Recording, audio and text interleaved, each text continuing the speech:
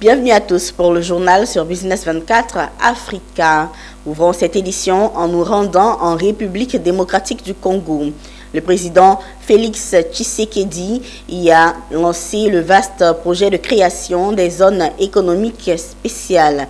La zone économique spéciale de Maluku, projet pilote pour l'industrialisation de la RDC qui s'étend sur une superficie de 880 hectares, abritera plusieurs industries. Certaines d'entre elles sont déjà opérationnelles. Elles produisent des carreaux de faïence et des boissons gazeuses. Suivons ce reportage de Sarah Kayeye, notre correspondante en RDC.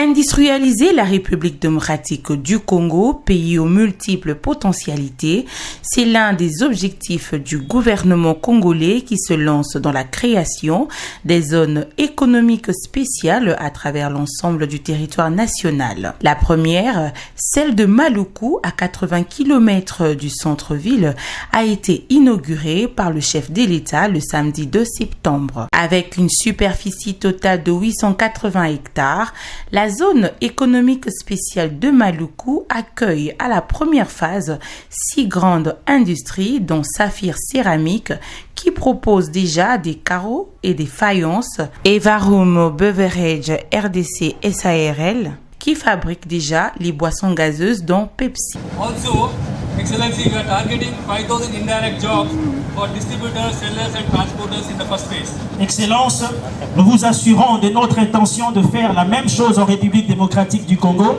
en créant 300 emplois directs pour les locaux dans la première phase du projet et une opportunité d'affaires pour 3000 personnes, incluant les femmes, en leur donnant gratuitement des chariots et de la glace.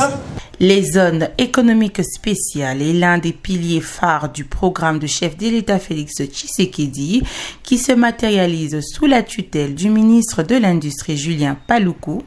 Pour ce dernier, la réalisation des zones économiques spéciales est une voie sûre pour une indépendance économique.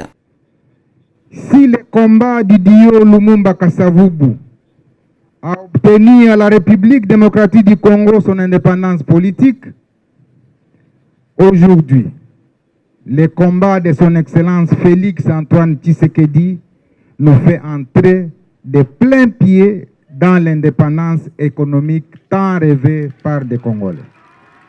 À travers la zone économique spéciale de Maluku, qui est une zone pilote, plusieurs emplois seront créés dans une ville qui compte plus de 15 millions d'habitants où le taux de chômage reste très élevé. Pour les 2 industries déjà en marche, on s'attend à la création d'environ 6 000 emplois dans un investissement estimé à 100 millions de dollars américains.